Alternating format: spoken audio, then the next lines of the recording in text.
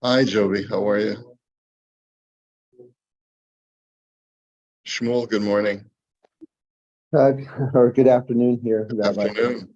How's it going? Uh, thank God, thank God, there's still a lot of work to do here still, setting up and dealing with the bureaucracies, but otherwise, Baruch Hashem. Wow. Thanks for So asking. nice to hear. Nice to see you. Okay. And Mazel Tov on the wedding. Thank you. Yeah. Okay, let's get started. We're continuing along in the series of halachos as far as prioritization of one's limited tzedakah funds. So we had seen yesterday that people who live in Eretz Yisrael take priority over people who live outside of Eretz Yisrael. And then even within Eretz Yisrael, there's a precedence given to people in Yerushalayim. So that was the last thing that we saw yesterday. So, and here's another interesting machlokas in Gimel. Yesh omrim she'im gar b'chutz la'aretz, aniyei iro kodmim la'aniyei Eretz Yisrael v'yesh cholkim. There's a machlokas whether when you live in chutz la'aretz, do the people of your own community take priority over the Jews in Eretz Yisrael, or are the Jews in Eretz Yisrael equal in stature to the people of your own community? As a general rule, I get a sense that most people feel a greater sense of priority to Aniye Irenu, the poor of our own community. We have to pour funds into our own communal infrastructures and the poor of our community before we send money to Eretz Yisrael. But if you look at people's patterns of giving, a lot of people just split their money in half. They'll give half of it to the local community and they'll give the other half to causes in Eretz Yisrael. So you see that that there's basis for both. Yesh omrim sharak mi shagar al yado nikra shachen. We had also learned that a neighbor takes priority to a member of your city. So what is a neighbor who takes priority? Some say that it's literally a next door neighbor. And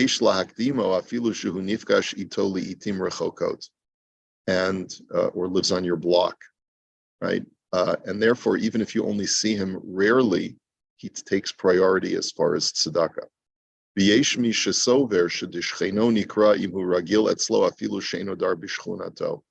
Others learn that a neighbor is anyone that you regularly run into socially. Let's say he's a guy you see in your minyan every day. That could also be qualified as a shachen, and he would take priority even though he doesn't live in the same neighborhood. Okay, or let's say you see him at work every day, something like that. Ha'isha kodemet leish b'matan hatzdaka. Next, a woman takes priority over a male, and this is straight out of the Shulchan Aruch. And the reason why a woman takes priority over a male, it is a sexist comment, but it's the reality of the halacha. That the reason why a woman takes priority is because it's much more degrading for a woman to have to fend for herself when she's poor than it is for a man. Therefore, a woman has a greater need for support for us to go to her aid, because it's not, like the Gemara says, Ein darka shel isha lechazer al psachim. It's not the norm for a woman to have to go from door to door. Before COVID, what we were seeing is a far greater, an increasing number of women who were being sent out to collect tzedakah. And I think that people caught on to this halacha, and they realized, and perhaps they caught on to human nature, and they realized that the guys who come to minyan are more likely to give a nice gift to a woman than they are to a man. And, just really a sense of rachmanis, a sense of compassion.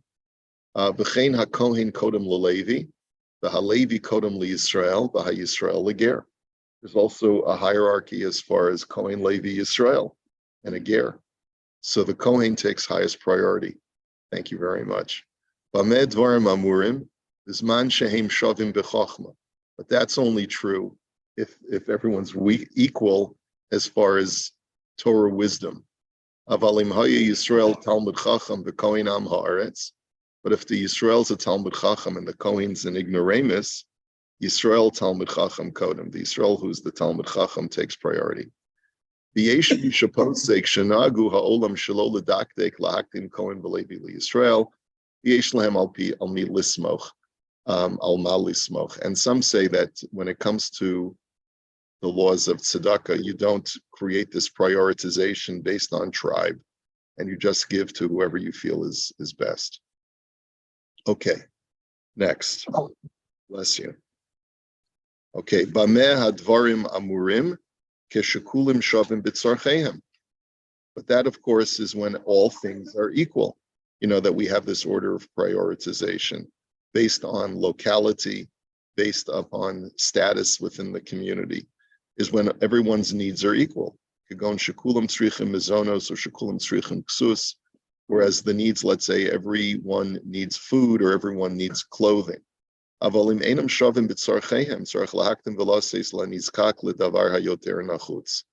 He says, but if, and we saw this idea mentioned before, not sure why he's mentioning it again. He says, when things are not equal, you have some people who really need medical care and other people who need food. Or some people need just that help just going on vacation for the summer, like we talked about yesterday. You should give to those, the priority goes to those who need the more necessary commodity. Even if they aren't as high up on the ladder as far as priority, based on their station. Ledugma. So, for example, Imisha nizkak lemizonos gar michutz l'Yerushalayim, umisha nizkak l'ksus gar b'Yerushalayim. One person needs food and the other person needs clothing. Which one is a greater essential? Food is a greater essential than clothing. So, the person who lives outside of Yerushalayim needs food. The person who lives inside Yerushalayim needs clothing. Yesh lahaktim v'latet l'mishagar michutz l'Yerushalayim, afal pi shani Yerushalayim kodmim mikiven shemazonot yoter nechutzim miksut.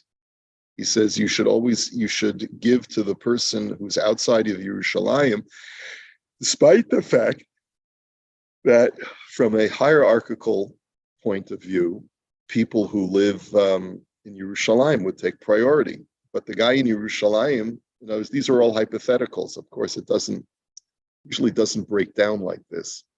But for argument's sake, we're basically saying you have to look. There's a lot to put it to calculate.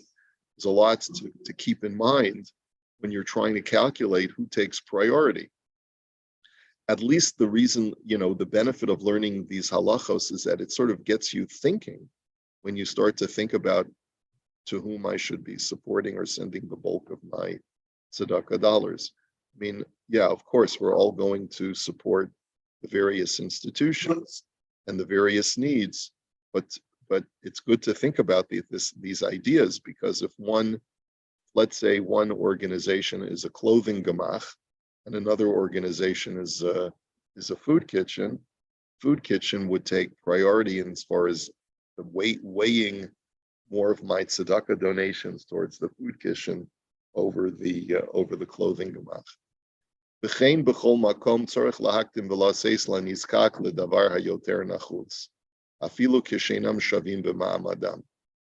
thing goes for all those kinds of situations.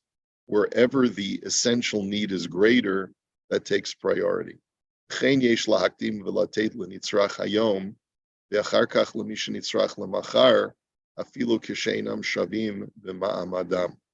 He says, and therefore you should, if someone is needy today and another person has long-term needs, you should give to the person whose immediate needs need to be fulfilled right now. And then the second in priority is someone whose needs are going to be necessary in the future. In other words, if a guy tells you, I got to pay my rent, right? But so when is it due? So he said it's due in 10 days. All right, I have to take care of one tzedakah right now, and then I'll discuss with you what we'll do in next week. We'll talk about how to pay your rent.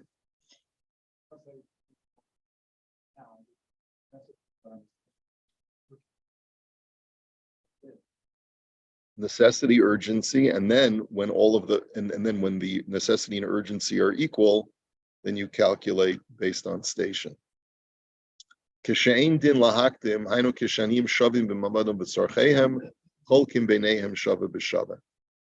there is no reason to view two people coming to you as different in need or essentiality, and they're from the same city, et cetera, then you should divide equally. And I think where this is relevant is, let's say a group of mishulachim come to you at the same time. You do have a right, if let's say one person says, I need to pay for an operation, and another guy says, I need to pay for my daughter's wedding. The third guy says, I'm collecting for a yeshiva. So the question that you would have in your mind is, how do I prioritize this?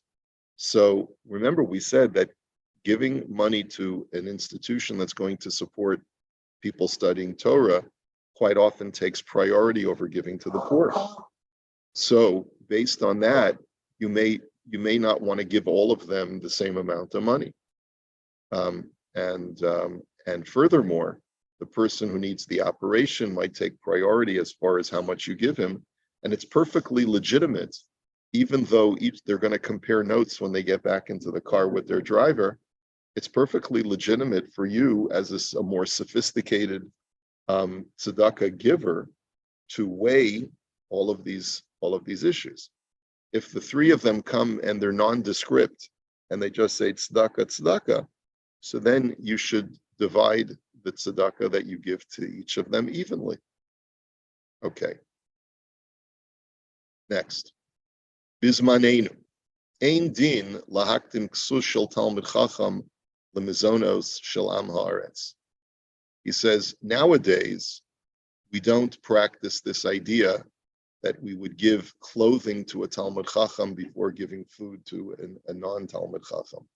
In other words, today, we don't prioritize a Talmud Chacham if his need is of a lower need than a person who's not a Talmud Chacham. V'chein b'chol makom yesh lahaktim et hanizkak ledavar hayoter nachutz, afilu leTalmud Chacham hanitzrach ledavar hapachot nachutz. And that's the general rule. And this is from the Igros Moshe. Let's see. Igros Moshe. Let's see. Which Igros Moshe is he quoting from? Oh, okay. Igros Moshe, Chelik Aleph Yoredeya, Simin Kuf Mem Daled. I think we should take a look at that.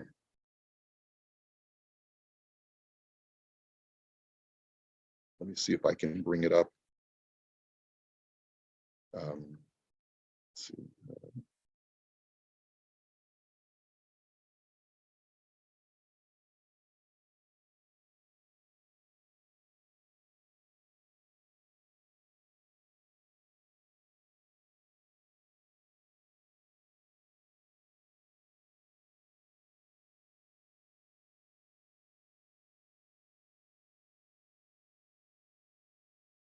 Let's see. Does it provide?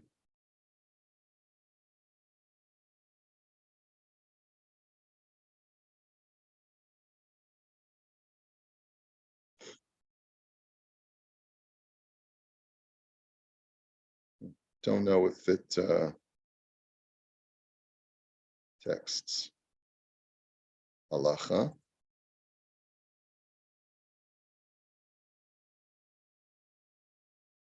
Rishon. Achron.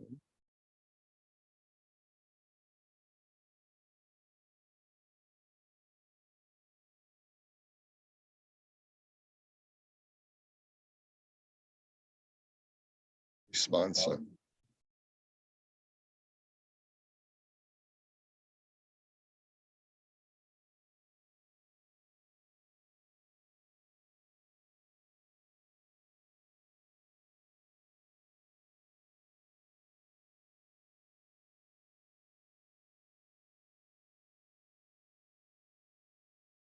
No, it doesn't have Igros Moshe. Okay, so Mirza Hashem, I'll get you what we'll go over this hopefully tomorrow. I want to look up this Rav Moshe Feinstein. Okay, Siman Yud Beis. Mihu haroi litol tzedakah. And this is the last page of this unit. So what I'll do is I'll make you another. I'll send out another packet, Mirza Hashem, today. Ani, who is entitled to accept charity? That's chapter 12. Or is at what point should a person decide for themselves that I have a right to accept charity? Ani harotza lekabel tzedakah mikupas hatzedakah shel hakehila. If a poor person wishes to accept money from the community chest, chayav limkor kodem lachein kol kali she'ein lo tzarich bo. He has to first sell off any item that he owns that he has no longer a need for. In other words, you've got to sell off your baseball card collection before you start accepting tzedakah. V'gam chayav limkor kol klei beito hayikarim sheyesh lo tzorech bahem v'liknot zolim mehem. And furthermore, even if you have household items that you use regularly, but they're expensive, they're valuable, and you could get by with less expensive, let's say, furniture, you have to sell off the more expensive items and buy less expensive ones so that you can generate capital before deciding to accept charity from the community. This is a very, very difficult halacha to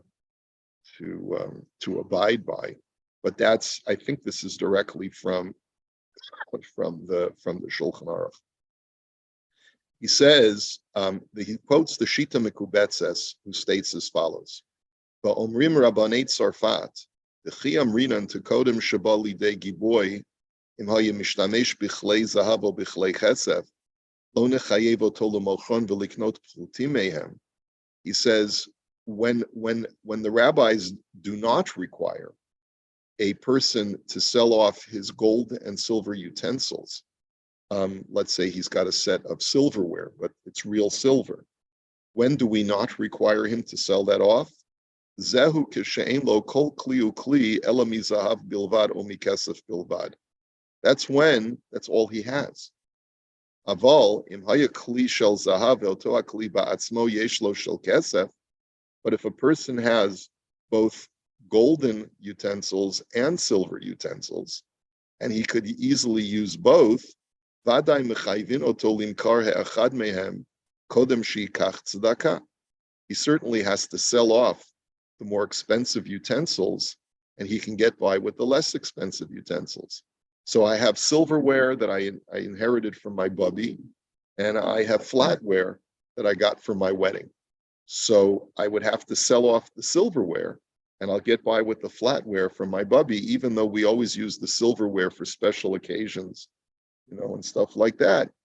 But you have to sell that off. Bein min hakupa, bein mishum adam ba'olam b'torat tzedakah. And this is true whether you're contemplating accepting money from tzedakah, from the community chest, or whether you're contemplating even accepting money from a private individual. You should only do so after you've sold off anything that is considered to be a luxury item. In other words, that you could get by without it. So it's on that basis that this halach is stated. Okay, now next. Ani she'eino rotze lekabel mikupat hatzdaka shel hatzibor ela b'tzina meyechidim. So, but let's say you have a poor person who does not want to accept tzedakah from the community chest, and he's only willing, out of a sense of pride or shame, whatever you want to call it, he only will accept tzedakah from private parties, and not go to the community fund. Eino chayav limkar ela raket klei habayit hayikarim she'ein gufo neheneh mehem. So in that kind of situation, he's only obligated to sell off his household utensils that are valuable, that he doesn't get any physical benefit from. Kagon keresh shechotech alav basar b'chayotze bo. And what he means is when he says that you don't get any personal benefit from, he means that you don't. It's not a personal benefit item like an article of clothing, but it is a utility item, such as, let's say you have a butcher's block of wood, right, and you use that normally to cut the meat in your house, but you could get by without it. So then you'd only be obligated to sell those items. You don't have to sell your personal effects. Or any other item in your house that you don't need. Remember, it's important to know that our standards of living are so different from the way they were at the time when these halachos were written. Like, what did people have back in the day? They didn't have paintings on the wall. They didn't have wardrobes with shoes lining the closet and multiple dresses and suits. They didn't have so many of the things that we take for granted today. And when a person falls on hard times, it's hard to ask them to sell off their assets. So it's not so simple to say that you got to sell all of the art in your house, but it's certainly a value that a person should really view himself as, I would rather sell off all of my non-essential items in my house before I accept any charity. But he says, but if they are personal effect items, in other words, they are utensils in your house that you actually benefit from personally, your body, they connect to your body in some way. Such as food and drink utensils, your flatware, your dishes, your cups, your clothing. Then those you don't have to sell off, as long as you're only willing to accept from private individuals and not from the community chest. Nahagu she'ein oni chayav limkor beito kodem sheyikabel tzedakah. And the accepted practice is that you're not obligated to sell your house before you accept tzedakah. That's also quite a relevant thing.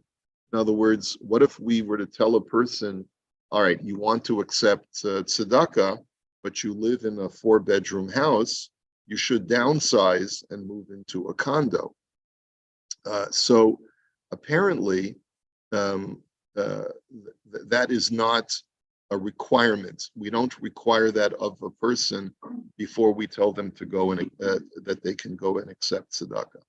Although, if it's a long-term kind of situation, then we might, if the person is taking from the community chest and they don't need to live in a house and they can certainly downsize and live in a condo, we might tell that to a person. You really ought to consider selling your house. It's a huge asset, and you might be able to live off of that, those proceeds if you invest the money properly before accepting tzedakah.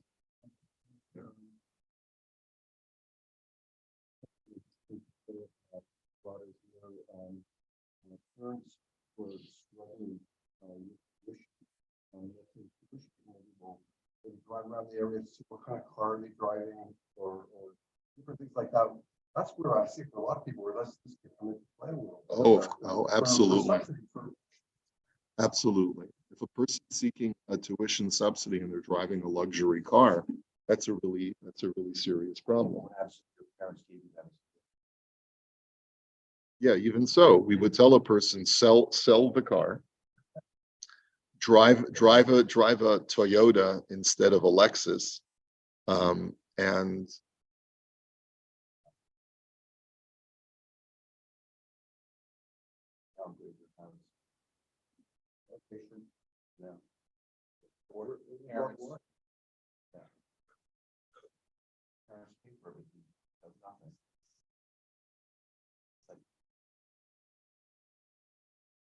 well, we have to remember that tuition reduction is a form of accepting tzedakah. although it's more in the category of accepting tzedakah from private individuals than it is from the community chest, I would argue.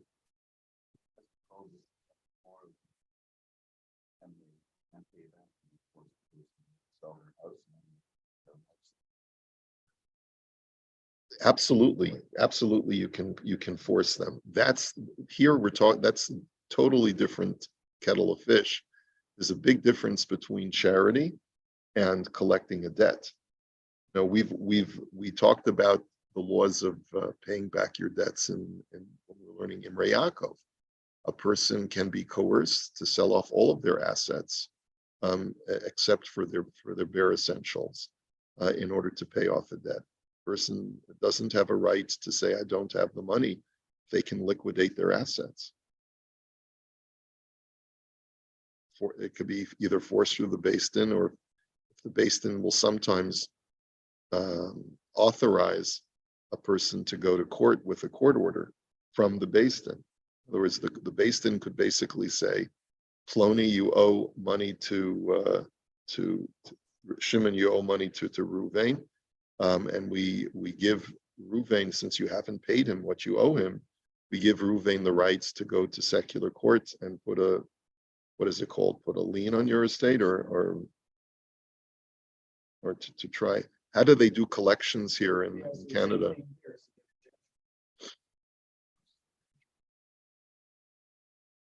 Assets through share or otherwise, and even here there are assets for a debtor, judgment debtor. For example, tools of the trade, you can't seize those. It needs to make up for tools, Right. Or clothes, or there's a list of things that are exempt, but otherwise it's fair game. You guys got a diamond ring or something like that, you can have the sheriff seize it. Stuff like that. Right. Car, they get seized all the time. Not personally, but I got it through, they actually stole the money. They took the lessons that were with our label, and we were also able to somehow get to their bank account and take money what was left of the bank. Even for example, wages. So if you are a judgment creditor, you can go to a bank and have garnishing or seize that money that's in the deposit account of the bank. The bank owes them, they owe you, fine. But also wages are exigible, but only 20%. So you still get to get your wages, but some of it gets executed, but not all of it. Stuff like that. Old age security is not exigible. Certain RSPs, stuff like that. Certain things are, they got to.